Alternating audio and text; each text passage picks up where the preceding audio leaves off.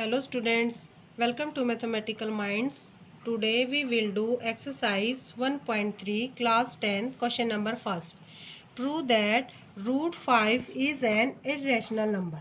देखो स्टूडेंट हमें यहाँ पर रूट 5 को इरेशनल नंबर प्रूफ करना है, ठीक है ना। तो इसको सबसे पहले हम क्या करेंगे, रूट 5 हमें इरेशनल प्रूफ करना है। देखो तो हम क्या करेंगे, रूट 5 को एक रैशनल नंबर एज्यूम कर लेते हैं, ठीक है ना।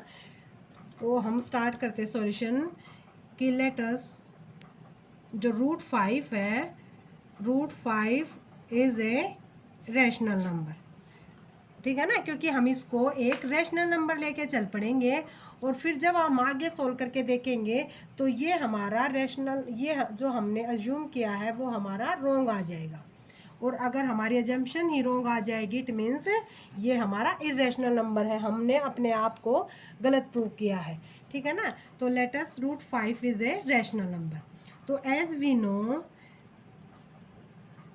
रैशनल नंबर जो होते हैं भाई वो क्या होते हैं, पी बाय क्यू की फॉर्म में होते हैं। तो हमने सपोज किया कि जो रूट 5 है, सपोज करो हमने ए बाय बी की फॉर्म में कर लिया, ठीक है ना। और जो ए एंड बी है भाई, ए एंड बी आर को प्राइम नंबर कौन से होते हैं स्टूडेंट, जिनके बीच में कोई भी फैक्टर नहीं होता, ठीक है ना। ए एंड बी आर को प्राइम, और जो भाई हमारा डिनोमिनेटर है मीन्स डी है वो नॉट इक्वल टू 0 होगा, ठीक है भाई। तो अब हम क्या करेंगे कि इसकी क्रॉस मल्टीप्लाई कर लेते हैं, ठीक है ना, क्रॉस मल्टीप्लाई कर लेते हैं। यहाँ से हमारा आ जाता भाई जो ए है, ए की 1 के साथ करेंगे, ए इजिकल टू आ जाएगा हमारा रूट 5b। अब हम नेक्स्ट स्टेप के लिए क्या करेंगे, जो हमारी ये इक्वेशन है इसका हम बोथ साइड स्क्वेयर करेंगे। अब हम इसको क्या भाई स्टूडेंट स्टेप टू स्टेप करेंगे तो ये हमें इजीली आ जाएगा। तो अब देखो पहले क्रॉस मल्टीप्लाई करना है, उसके बाद हमें क्या करना है, स्क्वेयरिंग ऑन बोथ साइड। तो यहाँ पर हम राइट करते हैं स्क्वेयरिंग ऑन बोथ साइड। जो भी आपको करना है उसको हमें राइट भी करना है, ठीक है ना। तो जैसे जैसे, क्योंकि फिर पता कैसे चलेगा कि हम क्या करने जा रहे हैं। तो squaring on both side means, तो ये क्या हो जाएगा भाई, A square is equal to root 5b square. अब देखो जब हम रूट 5 का स्क्वेयर ओपन करेंगे तो ये हो जाएगा स्टूडेंट हमारा 5 एंड b का स्क्वेयर हो जाएगा भाई b। तो यहाँ से देखो हमारा जो बी स्क्वेयर है वो हो जाएगा, बी स्क्वेयर है भाई ये क्या हो जाएगा, ए स्क्वेयर के डिवाइड में आ जाएगा हमारा 5 means A square divided by 5। और जो ये इक्वेशन है स्टूडेंट इसको हम 1 पुट कर लेते हैं, ठीक है।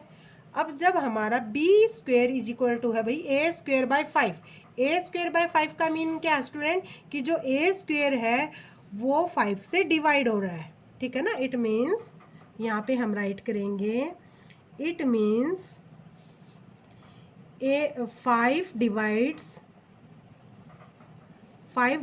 क्या कर रहा है, 5 ए स्क्वेयर को डिवाइड कर रहा है। It means 5 divide 8 square and 5 also divide ए।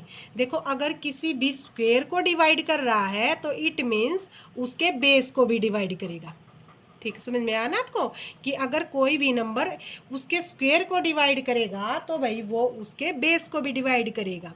तो जब हम यहाँ पे ये फाइनल कर देते हैं कि भाई जो 5 है वो ए स्क्वेयर को डिवाइड कर रहा है और 5 ए को भी डिवाइड कर रहा है, तो इसका मतलब भाई जो 5 है वो हमारा ए का क्या हुआ, फैक्टर हुआ।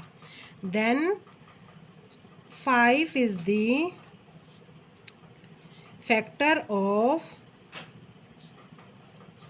ए, ओके। अगर ये इसका फैक्टर है, ठीक है ना, अगर ये इसका फैक्टर है तो भाई हम क्या करेंगे, कुछ भी वैल्यू ले लेते, मीन्स कि a इज इक्वल टू हमारा क्या हो जाएगा 5c। c क्या है भाई, any integer, c is any कोई भी इंटीजर है। क्यों, क्योंकि a क्या है भाई 5 का मल्टीपल है और 5a है जो वो 5 से डिवाइड हो रहा है। इट मीन्स हम a is equal to 5c ले सकते हैं। अब हम क्या करेंगे, जो हमारा a है, put a is equal to 5c in equation 1। देखो आपकी इक्वेशन 1 कौन सी है, A square is equal to 5b square. अब इसके अंदर भाई हम ए की वैल्यू पुटअप कर देते हैं। तो देखो A square is equal to 5b square. तो भाई ए स्क्वेयर के अंदर हम क्या करेंगे, 5c का होल स्क्वेयर, क्योंकि ए का क्या स्टूडेंट इसमें स्क्वेयर है, बी स्क्वेयर। अब देखो 5 5 जा 25, C square is equal to 5b square.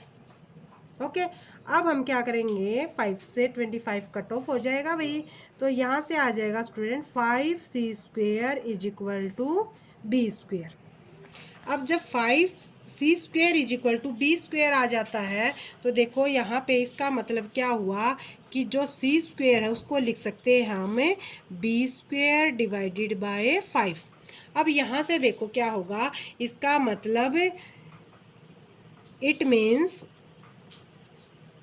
जो हमारी ये इक्वेशन है, इसका मतलब क्या हुआ, इट मीन्स जो 5 है भाई वो क्या डिवाइड कर रहा है, 5 divide b square and 5 also divide b, कि बी स्क्वेयर को डिवाइड कर रहा है। वही बता, जैसे कि हमने पहले बताया था कि अगर बी स्क्वेयर को करेगा तो भाई इसके बेस को बी को भी डिवाइड करेगा।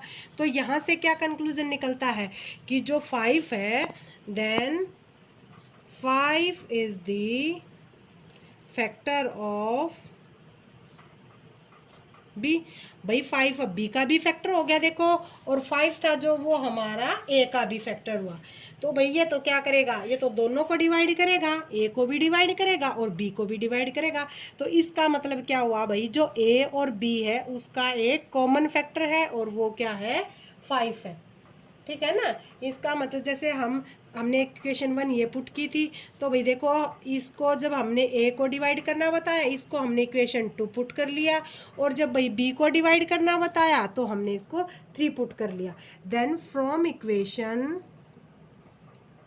2 and 3 से क्या कंक्लूजन निकलता है कि जो भाई जो 5 है, 5 is the common factor, 5 is the common factor of A and B, कि A और B का ये क्या हुआ भाई, कॉमन फैक्टर हुआ।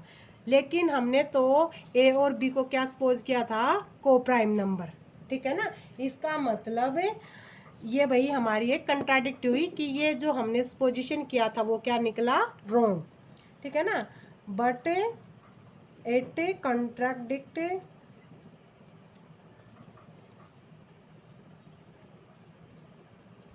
our position that, ठीक है ना, that जो A एंड B है वो क्या है, coprime, A and B are coprime, क्योंकि हमने को प्राइम सपोज किए थे भाई। लेकिन क्या हो जाता है कि जो A और B है उन दोनों का तो क्या हुआ, एक कॉमन फैक्टर आ जाता है 5। तो it means contradict our position that A and B are coprime. It means जो √5 है वो हम क्या लेके चले थे भाई, रैशनल नंबर। तो it means √5 is an irrational number. ठीक है ना, इर्रेशनल नंबर हुआ भैया हमारा। ठीक है ना स्टूडेंट, तो इसमें क्या है, हमें स्टेप टू स्टेप क्वेश्चन को करना है। अगर स्टूडेंट इस क्वेश्चन में आपको कोई प्रॉब्लम लगे तो मेरे को कमेंट करना, और अगर आपको हमारी वीडियो पसंद आई हो तो हमारी वीडियो को लाइक करना, शेयर करना और चैनल को सब्सक्राइब करना और बेल आइकन को प्रेस करना, ताकि आपको सिलेबस की हमारी नई नई वीडियो ऐसे ही मिलती रहें। Thank you.